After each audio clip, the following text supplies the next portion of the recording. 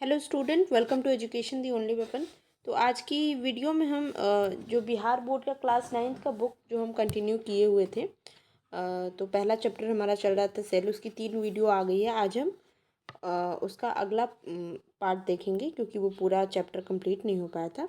चलिए स्टार्ट करते हैं। हमने यहाँ तक देखा हुआ था कि कोशिका की संरचना, स्ट्रक्चर ऑफ सेल देख रहे थे, और इसमें हमने देखा था कि 3 इम्पॉर्टेंट चीज़ें होती हैं कोशिका में। पहला तो होता है हमारा कोशिका झिल्ली। और स्टूडेंट, आपसे मेरी एक इम्पॉर्टेंट मेरी एक तरह से एडवाइस रहेगी आपको कि जितनी भी चीज़ें आपको यहाँ इम्पोर्टेंट दिख रही हैं साइंस की चीज़ें, जो टर्म्स हैं उनको आप इंग्लिश में ज़रूर याद रखिएगा। जैसे कि ये कोशिका झिल्ली तो इसको सेल मेम्ब्रेन बोलते हैं, कोशिका द्रव्य है तो इसको साइटोप्लाज्म बोलते हैं, केंद्रक है तो इसको न्यूक्लियस बोलते हैं। You should also know the English of this word, क्योंकि आप आगे की क्लास जब परस्यू करोगे ग्रेजुएशन वगैरह, तो उसमें आपको इंग्लिश ही ज़्यादा इम्पोर्टेंट, इंग्लिश में ही बुक्स रहती हैं। तो इसलिए आपको इंग्लिश जानना बहुत ज़रूरी है। हिंदी के साथ साथ इंग्लिश भी जानिए, ठीक है। तो हम देख रहे थे कि कोशिका की अगर हम बात करें, इसकी संरचना की, स्ट्रक्चर की बात कर रहे हैं हम, कोशिका जो बना रहता है तो उसमें 3 इंपॉर्टेंट चीज़ें होती है। एक होता है हमारा कोशिका झिल्ली, एक कोशिका द्रव्य होता है, और एक होता है हमारा केंद्रक, ठीक है। आगे हम देखते हैं। तो सबसे पहले हम बात करेंगे कोशिका झिल्ली की बात करेंगे। उससे पहले हम एक चीज़ जान लेते हैं कि कोशिका द्रव्य और केंद्रक, जब इन दो चीज़ों को मिलाकर हम पढ़ेंगे तो उसको हम बोलते हैं प्रोटोप्लाज्म। क्या बोलते हैं? प्रोटोप्लाज्म, जिसकी हिंदी होती है जीव द्रव्य, ठीक है। अब हम बात करेंगे सेल मेम्ब्रेन यानी कि कोशिका झिल्ली की। तो बात करें कोशिका झिल्ली की, या इसका इंग्लिश होता है प्लाज्मा मेम्ब्रेन। तो प्रत्येक कोशिका के सबसे बाहर जो चीज़ होती है, जो एक लेयर, जैसे प्याज होता है ना, प्याज के ऊपर एक आपको कवर मिलता है, उसको भी हटाओगे तो एक पतला सा ट्रांसपेरेंट झिल्ली आपको मिलेगा। कभी प्याज छील के देखिएगा तो उसके ऊपर आपको पतला सा लेयर दिखता है। उसी तरह से हर सेल के ऊपर क्या होता है, एक पतला सा लेयर होता है जो झिल्ली की तरह होता है, उसको हम बोलते हैं प्लाज्मा मेम्ब्रेन। ये बहुत मुलायम लचीली झिल्ली होती है, इसको हम कोशिका झिल्ली बोलते हैं। और इसकी खास बात क्या है कि यह झिल्ली जीवित, अर्धपारगम्य और सेमी परमिएबल होती है। सेमी परमिएबल से क्या मतलब होता है? देखिए, 3 तरह की चीज़ें होती है। एक पारगम्य होती है, एक अपारगम्य होती है, और एक होती है सेमी यानी अर्धपारगम्य। पारगम्य का मतलब होता है कि उसके कोई लेयर है जिसके आर पार चीज़ें जा सकती हैं, उसको हम बोलते हैं पारगम्य, ठीक है। और एक चीज़ होती है जिसके एक होती है अर्धपारगम्य, मतलब कि कोई लेयर है जिससे कि चीज़ें थोड़ी बहुत आ रही हैं, थोड़ी बहुत नहीं जा रही हैं, आ रही हैं जा रही हैं, पर पूरी तरह से नहीं जाना आना है। जो अलाउड है सिर्फ वही जा पा रही हैं, या फिर बहुत कम आर पार हो रही है, उसको हम बोलते हैं अर्धपारगम्य। तो इंग्लिश में बोलते हैं सेमी परमिएबल। और एक होती है अपारगम्य, यानी कि उससे बिल्कुल भी क्रॉस ही नहीं कर सकते हैं, ठीक है। जैसे बॉटल का ढक्कन लग गया, अब इसे पानी गिरेगा? नहीं गिरेगा। पर बॉटल के ऊपर आप कपड़े का एक वो लगा दो, मोटा कपड़ा है या फिर सोख्ता लगा दो, तो वो क्या है, पानी रिस रिस के जाएगा ना। उसी टाइप का आपको समझिए कि सेमी परमिएबल होता है। यानी कि प्लाज्मा जो मेम्ब्रेन होती है वो कैसा नेचर होता है इसका? सेमी परमिएबल होता है। यानी अगर ये हमारा सेल है, just suppose this is our cell, इसके ऊपर ये एक लेयर है, इसको हम बोलते हैं सेमी परमिएबल मेम्ब्रेन है ये, क्योंकि इससे कुछ चीज़ें आ जा सकती हैं, ठीक है। देखिए लिखा हुआ, अर्ध पारगम्य का अर्थ है कि कुछ वस्तुएं उसके आर पार आसानी से आ जा सकती हैं। चूंकि झिल्ली द्वारा ही कुछ पदार्थ अंदर और कुछ पदार्थ बाहर आ जा सकते हैं, सब पदार्थ नहीं। जिनको सेल अलाउड करता है, जिनको सेल मेम्ब्रेन अलाउड करती है, सिर्फ वही। इसीलिए हम इसको बोलते हैं सेलेक्टिवली परमिएबल मेम्ब्रेन। जैसे आप जब क्लास के दरवाजे पे आते हो, आप परमिशन मांगते हो टीचर से, तब आप अंदर आ पाते हो। उसी तरह से जब इस मेम्ब्रेन को कोई बाहर से कोई भी मैटर आता है, तब इस मेम्ब्रेन से उसको परमिशन मिलता है, तब वो अंदर जाता है। इसको इस तरह से समझिए। इसमें किसी भी प्रकार का स्थूलन नहीं पाया जाता है। इलेक्ट्रॉन सूक्ष्मदर्शी में यह एक दोहरी झिल्ली दिखाई, देखिए इसको नॉर्मल सूक्ष्मदर्शी से आप नहीं देख सकते हैं। इसके लिए प्रॉपर एक इलेक्ट्रॉन सूक्ष्मदर्शी होता है, जिससे हम बहुत माइन्यूट, बहुत छोटी छोटी चीज़ों को देख सकते हैं, जो हम अपनी नंगी आंखों से नहीं देख सकते उनको। तो जब हम इसको देखते हैं इलेक्ट्रॉन सूक्ष्मदर्शी के नीचे, तो ये एक दोहरा लेयर जैसा दिखता है, जिसके बीच में छोटे छोटे छेद होते हैं। देखिए प्लाज्मा मेम्ब्रेन इस तरह से दिखता है, ये प्लाज्मा मेम्ब्रेन है, और इसमें इस तरह से छोटा छोटा जो है छेद दिखता है, ठीक है। इसी छेद के माध्यम से जो है कोई भी चीज़ अंदर के प्रोटोप्लाज्म तक आती है, ठीक है। और ये जो कोशिका झिल्ली होती है, ये किसकी बनी होती है? लिपिड और प्रोटीन की बनी होती है। इसमें 2 परत प्रोटीन तथा इसके बीच में एक लिपिड होता है। मतलब अगर प्लाज्मा मेम्ब्रेन को हम बारीक से देखें तो इस तरह से होता है। एक यहाँ पे आपका इसका सबसे ऊपर का जो लेयर होता है प्रोटीन होता है, फिर नीचे भी सबसे प्रोटीन, और बीच में क्या होता है? बीच में आपका लिपिड होता है। इस तरह से पूरा का पूरा प्लाज्मा मेम्ब्रेन जो है बना होता है। इसके काम क्या है भाई? तो इसका यह एक सीमित झिल्ली का ही काम करता है। इसका मेन काम है कि कोशिका का स्ट्रक्चर बनाए रखता है। ये कोशिका को मैकेनिकल सपोर्ट देता है। अब ये सब कैसे देता है अभी देखिए, जैसे आपको पता है ये कोशिका है, इसके अंदर तमाम चीज़ें हैं। माइटोकॉन्ड्रिया है, केंद्रक है, गोल्गी बॉडी है, एंडोप्लाज्मिक रेटिकुलम है, खुद प्रोटोप्लाज्म है ढेर सारा, फिर बहुत सारे छोटे छोटे ईपीआर, आरईआर, ये सब चीज़ें बहुत सारे इसमें होती हैं। तो इसको जब कोई बांधने वाला नहीं रहेगा, इसको कोई साइड से बाउंड्री करने वाला नहीं रहेगा, ये तो बाहर निकल जाएगा सब। तो सेल बन कैसे पाएगा? तो सेल को एक मैकेनिकल सपोर्ट देता है ताकि ये एक आकार में रहे। ये काम होता है हमारा इस झिल्ली का। यह भिन्न भिन्न प्रकार के अणुओं को बाहर निकलने और अंदर जाने आने में क्या करती है? नियंत्रण करती है। जिसको अलाउड करेगी, जो हमारे बॉडी के लिए बेस्ट रहेगा, उसी को अंदर आने देगी। अगर हम एनिमल सेल की बात करें तो यह सीलिया, फ्लैजिला, माइक्रोविलाई आदि के निर्माण में भी सहायक होती है। अगर आप यूनिसेलुलर सेल देखते हैं, आप देखेंगे जैसे पैरामीशियम वगैरह इस तरह से होता है, तो उसमें आप देखेंगे इस तरह से कुछ स्ट्रक्चर रहते हैं। इनको हम फ्लैजिला बोलते हैं। तो ये सब भी प्लाज्मा मेम्ब्रेन से ही बनता है, इसलिए इन सब चीज़ों के बनने में ये सहायक होता है। अब यहाँ पे हम देख सकते हैं, ये हमारा फिगर ए है जो कि क्या है? एक जंतु कोशिका है, और ये फिगर बी है जो कि एक क्या है? पादप कोशिका है। इन दोनों की संरचना को हम जरा ध्यान से देखते हैं भाई, क्या डिफरेंस दिख रहा है। देखिए यहाँ पे सबसे ऊपर क्या है? सेल वॉल है, पर ये सेल वॉल आपको इस प्लांट एनिमल सेल में नहीं दिख रहा है, जबकि प्लांट सेल में सेल वॉल है। तो सबसे मेन डिफरेंस यही होता है एक प्लांट सेल और एक एनिमल सेल में, कि एनिमल सेल में कोशिका भित्ति नहीं होती है, जबकि प्लांट सेल में कोशिका भित्ति क्या होती है? कोशिका भित्ति की इंग्लिश होती है सेल वॉल। ठीक है। प्लाज्मा मेम्ब्रेन जो होती है वो दोनों में प्रेजेंट होती है। देखिए ये जो पहला वाला लेयर है ये प्लाज्मा मेम्ब्रेन है, इसमें देखिए जो सेकेंड वाला लेयर है प्लाज्मा मेम्ब्रेन है।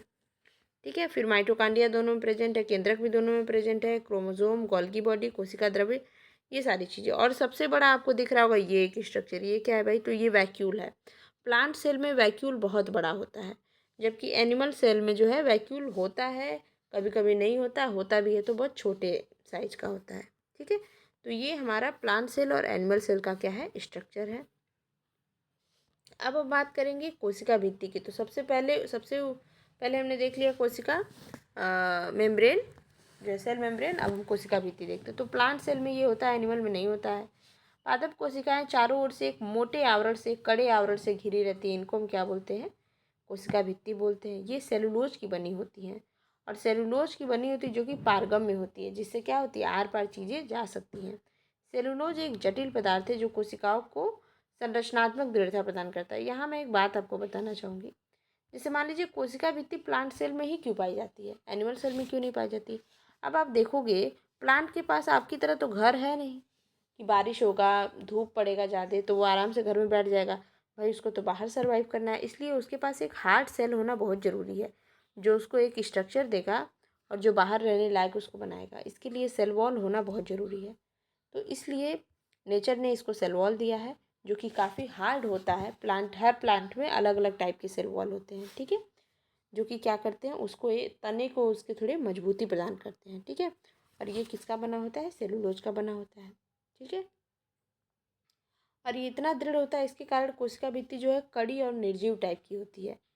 ठीक है। इसमें विभिन्न प्रकार की थिकनिंग होती है मौजूद। आप देखोगे कोई पुराना पेड़ देखना, आम का पेड़, पुराना पेड़, लीची का पेड़ देखना, तो वो सब आप देखोगे कि बिल्कुल एकदम उसके जो तने हैं एकदम हार्ड हैं।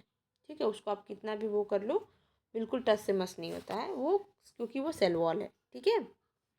और यह अर्ध पारगम्य नहीं होता है। इसका काम क्या है भाई? इसका काम यह है कि ये कोशिका को निश्चित रूप देता है, सेल वॉल। तो यानी कि प्लांट के सेल को भी बांध के रखने का काम किसका होता है? सेल वॉल का होता है। ये कोशिका को सुरक्षा सहारा देता है। कोशिका झिल्ली की भी रक्षा करता है, क्योंकि सबसे ऊपर तो सेल वॉल है, उसके बाद ना सेल मेम्ब्रेन है। फिर प्लांट सेल में देखोगे आप तो दोबारा देखिए क्या है। सबसे सबसे पहले हमारा सबसे ऊपर क्या है, कोशिका भित्ति है, पहला वाला लाइन सबसे आउटर मोस्ट, और उसके बाद ना प्लाज्मा झिल्ली सेकंड नंबर पे है। तो ये प्लाज्मा झिल्ली की भी रक्षा करता है, ठीक है। और क्या करता है भाई, ये कोशिका को सूखने से बचाता है, क्योंकि खुद हार्ड होता है, अंदर में जो पानी खाना है पौधे का उसको सूखने नहीं देता है, ठीक है।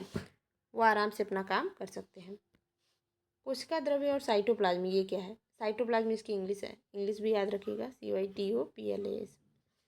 जीव द्रव्य का वह भाग जो कोशिका भित्ति और केंद्रक के बीच में होता है। जैसे हमने देखा ये सेल वॉल है, फिर ये प्लाज्मा मेम्ब्रेन है, यहाँ पे केंद्रक है, ठीक है। तो ये बोल क्या आ रहा है कि कोशिका द्रव्य जीव द्रव्य का वह भाग जो कोशिका भित्ति, यानी ये कोशिका भित्ति और केंद्रक, ये केंद्रक के बीच में होता है, उसको हम साइटोप्लाज्म, यानी सेल वॉल और केंद्रक के बीच में क्या है, ये पूरा का पूरा है।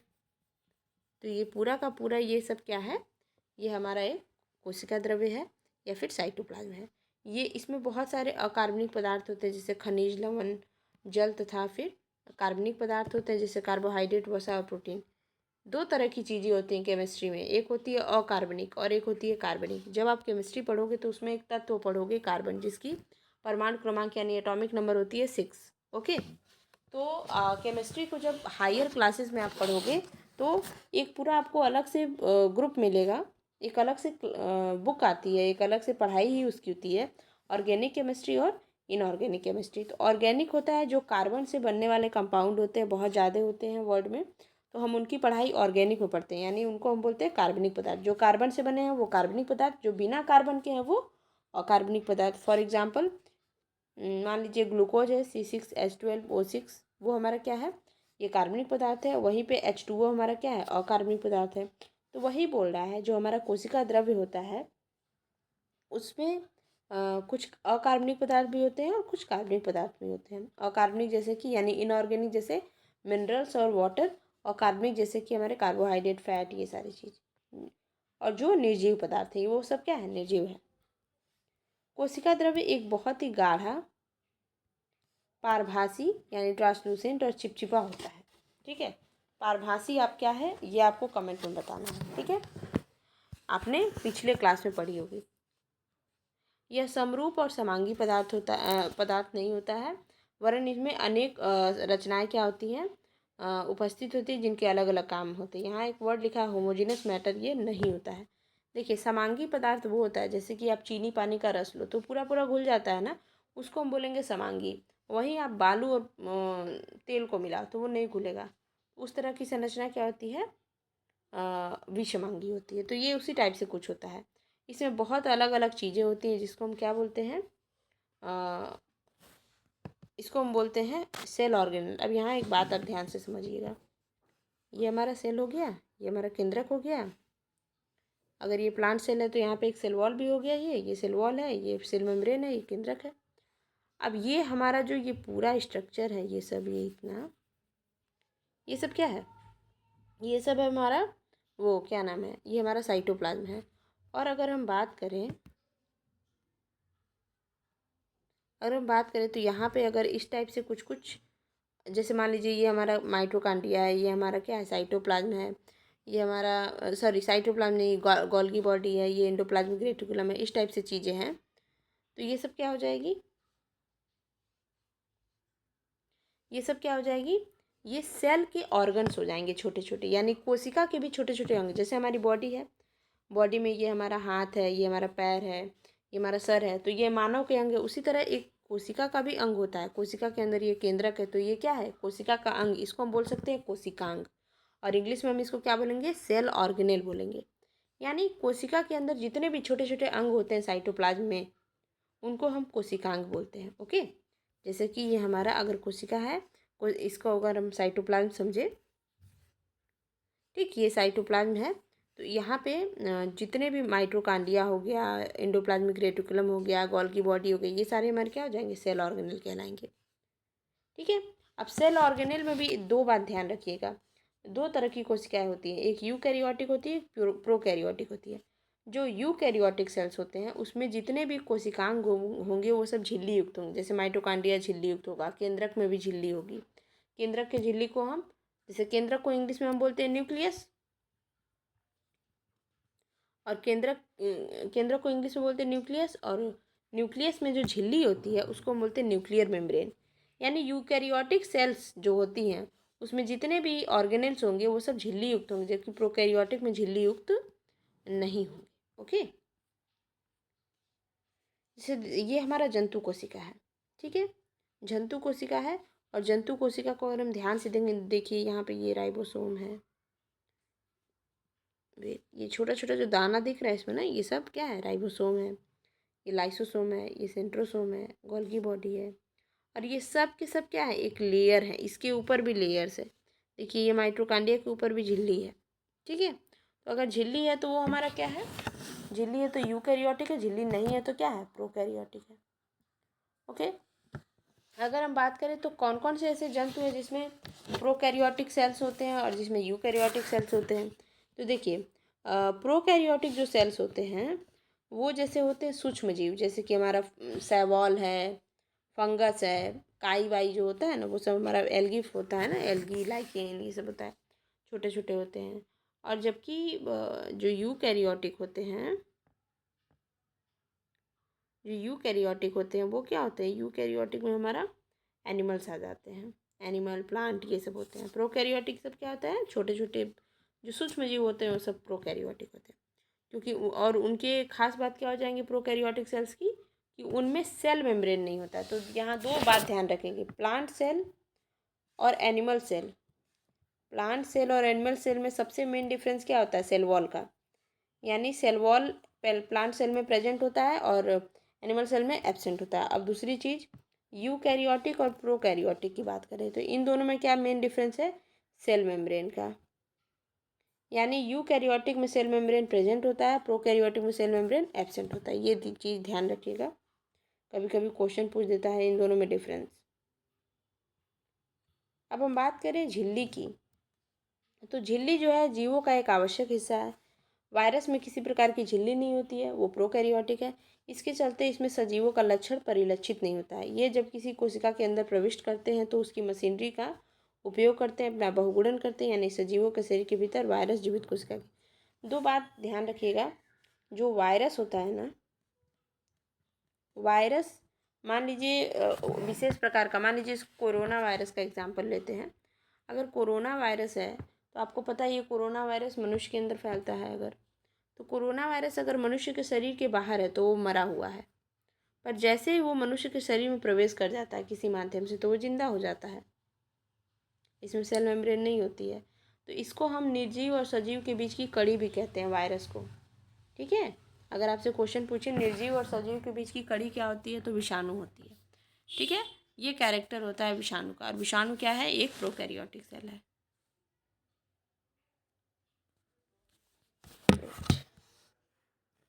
तो इस लेक्चर में हम यहीं तक पढ़ेंगे। इसके बाद हम आगे की जो कोशिका अंगक और भी बहुत सारी चीज़ें हैं सेल ऑर्गेनेल वाली, वो कंप्लीट करेंगे। इसको अच्छे से पढ़ लीजिएगा और आगे की वीडियो में हम कंटिन्यू करेंगे। अभी यहीं तक। तो वीडियो आपको अच्छी लगी हो तो चैनल को ज़रूर सब्सक्राइब करिएगा। मैं वीडियो जल्दी लाने की कोशिश करूँगी। पढ़ाई करते रहें। Best of luck.